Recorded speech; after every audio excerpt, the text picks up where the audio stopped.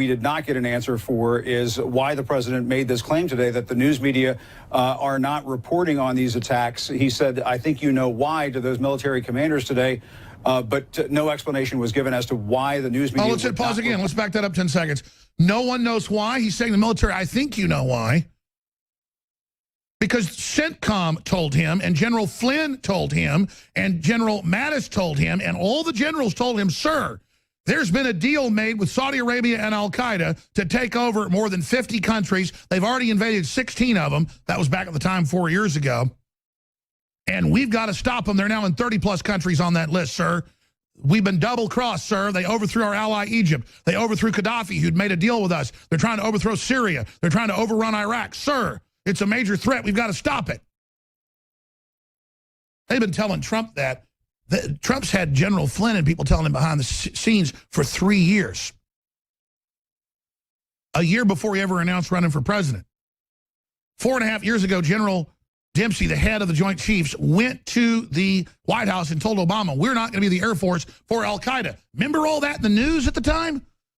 So, oh, we don't know what Trump's talking about when he says the military, I think you know why. You know what, President Trump? Keep taking the gloves off. Say, you know why. Hillary and Obama are the founders of ISIS and the Saudi Arabian caliphate expansion. And you are the ones that came to me and asked me to run for office to stop this. So now here we are, men. The gloves are off, no limits. We're taking them out. You really want the rest of the story, Cooper? Hoping you and your idiot audience don't know what's happening? Hoping there's still some dwindling group of morons that are low information and will still buy all of your posturing? We don't know what he's talking about. Cooper was a cheerleader in the Middle East for al-Qaeda. Cooper is a monster. A total blood-sucking robber baron, great-great-grandson, nobody. An enemy of the Republic. Every single one of these people who knows what they're doing consciously is undermining this country, trying to crash the stock market, trying to cause race wars, trying to get illegal aliens to vote. That's in the news today. Out of one side of their mouth, we're organizing illegals to vote.